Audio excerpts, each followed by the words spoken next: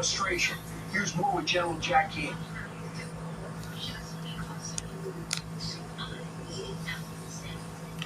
The Biden administration doesn't publicly state the objective that they're really enforcing.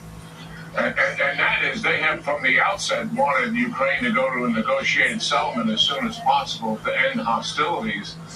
And Zelensky's objective is clear, to retake all the territory that Russia is occupying and drive those forces out of there. If Ukraine wants to use weapons to attack Moscow, which they've done with drones, because Russia is using weapons from Iran, ballistic missiles from North Korea, to attack the capital of Kyiv, certainly that should be permitted. It's unprecedented we would restrict a force from attacking an invader's country. That makes no sense operationally whatsoever. So both of the governments are frustrated by the pace of the military assistance, and Zelensky's worried about Kharkiv, which is the second largest city in Ukraine, because he says they're vulnerable to falling and they need the assistance from the U.S. You know, one of the extraordinary things that Peter reported from there in France was the fact that in that meeting with Zelensky and our president, Joe Biden was doing what we were talking about earlier this week. The Wall Street Journal talked to 45 Republicans and Democrats and staff members and talked about how our president has lost a step.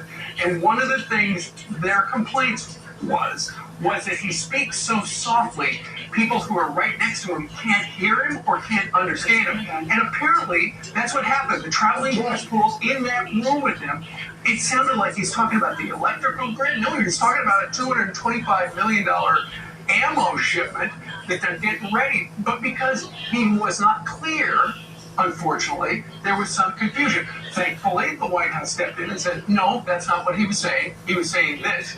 Well, he should have said that a little louder. If you're going to be on the world stage, the world is a big place, talk louder. When I hear from my president, I want to be inspired. I want to be motivated. And when you can't understand him or he talks so softly, that's not the message he's sending out to our country.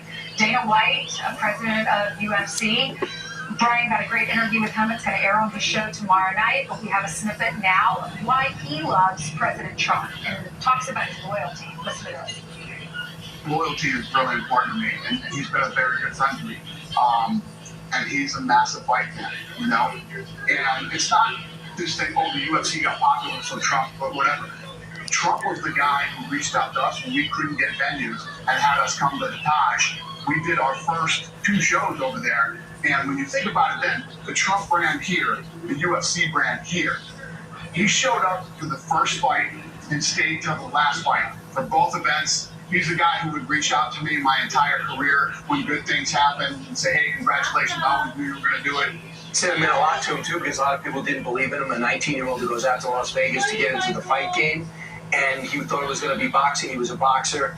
He saw this UFC thing. Some of the fighters, 2 in particular, hated their opponent. And this went on for months. And then the fight ended and they're hugging and kissing in the ring. They're down, sitting on it. They're hugging and kissing.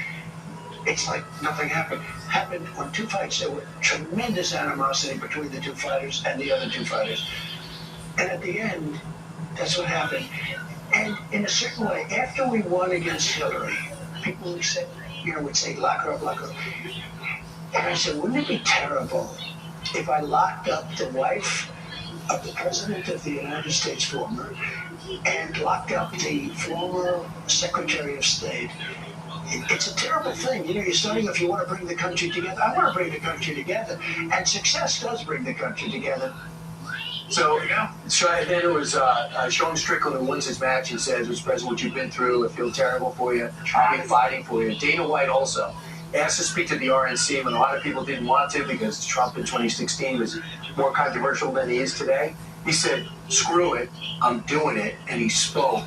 And I said, would you do it again? He said, if they ask me, I'm going to go. Where are the women? I want to go to one of these fights. Well, there's women. There are a lot of women there? Yeah, there's a lot of women. I would say a lot. I think it's 2/3 guys. Okay. I don't think it's a great date night. Why? You would concentrate. Oh, that would be cool. So are we now dress up? Draft beers, dress up, sit on the side. So wait a minute. You would rather go to a UFC fight than like a rom-com?